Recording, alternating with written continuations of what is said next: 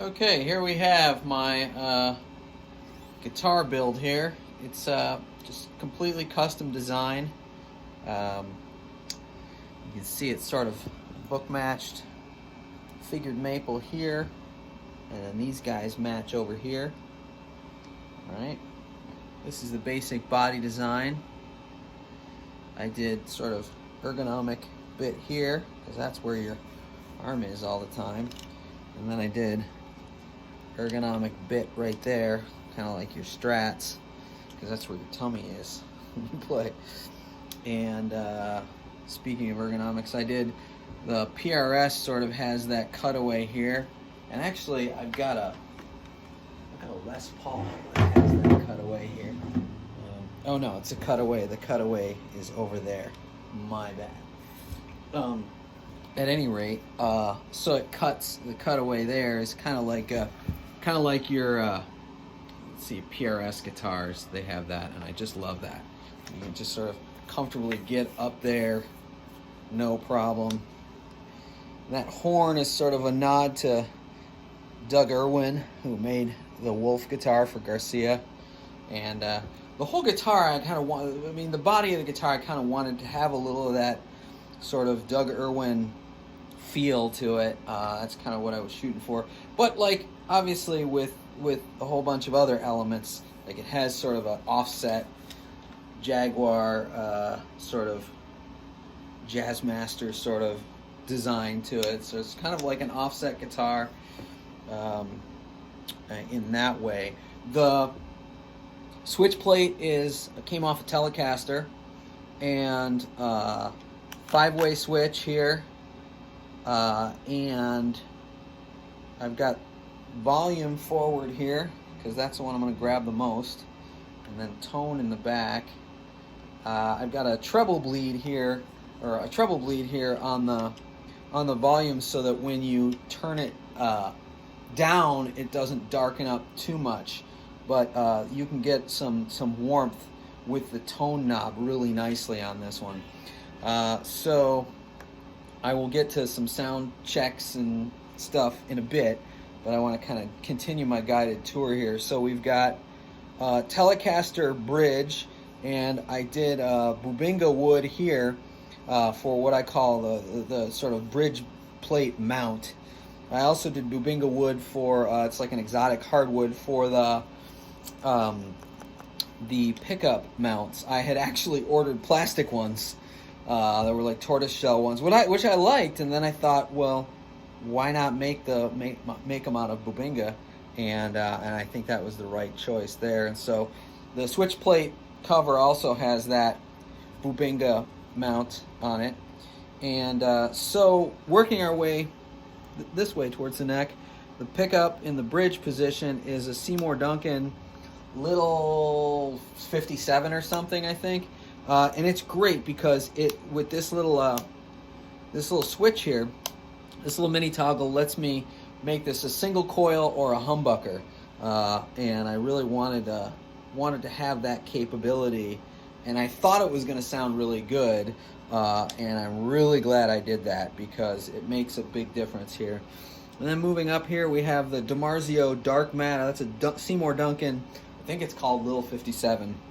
And then we have a Dimarzio Dark Matter middle pickup. Now this is definitely the odd duck of the pickup setups here, and I really like it because it adds just some really interesting mid highs when I'm in that middle position or blending with it. And then here we have the Dimarzio Super Distortion, and that's a nod to Garcia. Jerry Garcia always had a super distortion in the neck position. He had up until I think like the late 80s, maybe early 90s, he had a single coil in there, and then he had a humbucker there after that. And then the neck is bubinga. You can see I made a fancy little bit there, right where the neck starts. I don't know if you can see that. But so the neck's bubinga wood, and I did this vine inlay. I really wanted a vine inlay. You see that okay? Guitar. And so this is pounded copper, copper wire, and then the leaves are made out of copper that were taken out of a heat sink from a computer, central processing unit. They have those copper heat sinks on them, and I just peeled those off, peeled those fans one by one, and you can cut them nicely. And but before we leave the body and go to the neck, the back of the guitar is, I want to show you that. That's a wood called jadoba wood, that dark wood, or that sort of rusty colored wood. A little bubinga in there too, for where the strings go through. And that's maple right there, the wet light colored, and then that's jadoba, which is tropical hardwood. And then you've got I did for the neck, I did mahogany, and you can see it's like in the kind of quarter sawn look. I don't know if you can see that pretty grain in there, the quarter sawn look. I don't know if you can see it, but it's got the rays in the grain there. And for the headstock, I did what I call my ballet slipper headstock design. Graphite neck, mother of pearl, truss rod cover. I did a double action truss rod in there. Hipshot locking tuners on the back here. You can see. I just really like this sort of two-tone metal situation, the sort of brass silver look of it. And we got Schaller strap locks, and I think that's most of the hardware. So now we will we'll turn it up and see what kind of noise we can make here.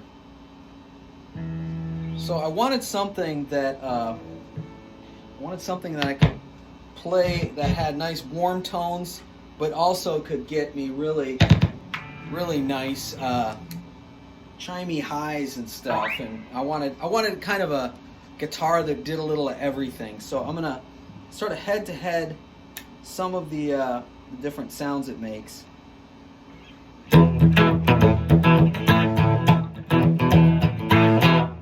So that's just the bridge pickup in the single coil position, tone rolled off quite a bit.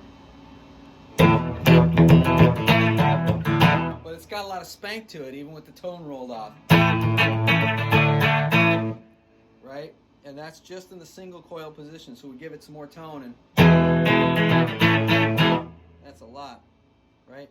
So I wanted something that I could, just while I'm playing in a jam or up on stage or something, so I could turn it, have a lot of control right here over, whether I wanted super bright and punchy, I want to cut through the mix, or I want to lay back and without, getting too dark, or I can warm it up when I want it to. So I want to have that all here, and I pretty much managed to, I think. Okay, so there's a single pickup, and there's the humbucker. Really beefy sound there. Give it a little more volume.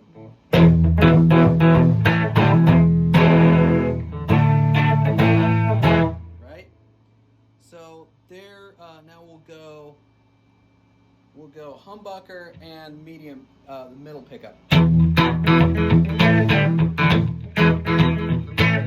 Right? So immediately that middle pickup gives it some of that nice high mid punch that I kind of love. And then we'll go just the middle pickup. See, it's got a very different feel to it than when you have that bridge pickup.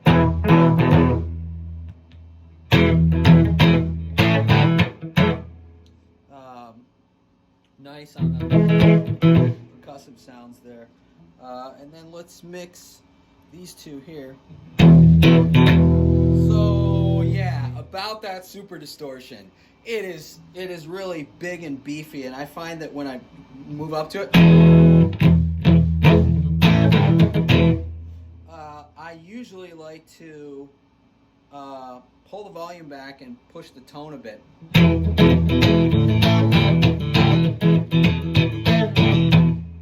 But when you pull the tone back, roll the tone off a little bit, it gets fat. And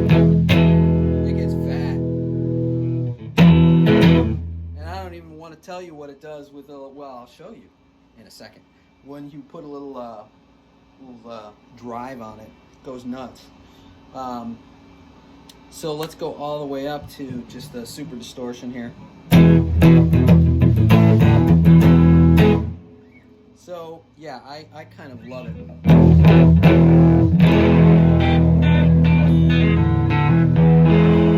Anyway, so once you put a little drive to it, I mean that was all clean. Everything you just heard there was just clean into the amp.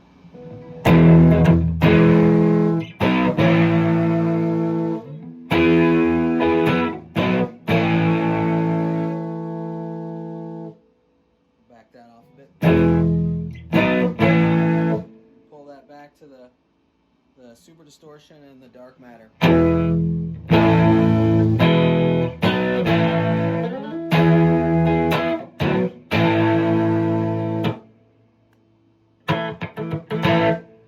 There we go, just the Dark Matter.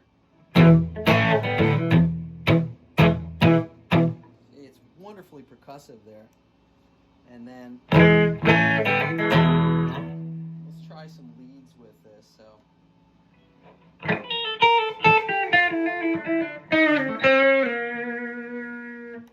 okay, so this is just with the single coil here.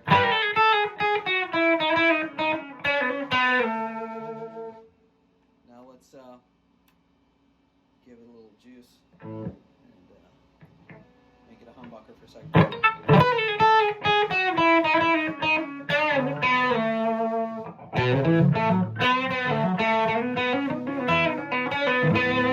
Right, so it gets pretty crunchy pretty quick there.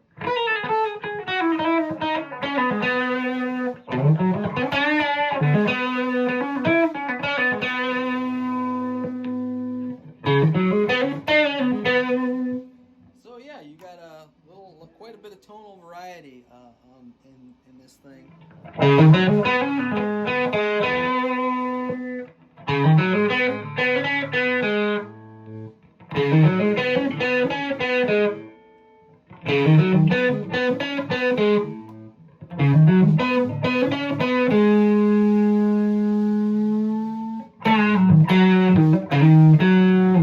Anyway, so that was my maiden voyage on guitar making.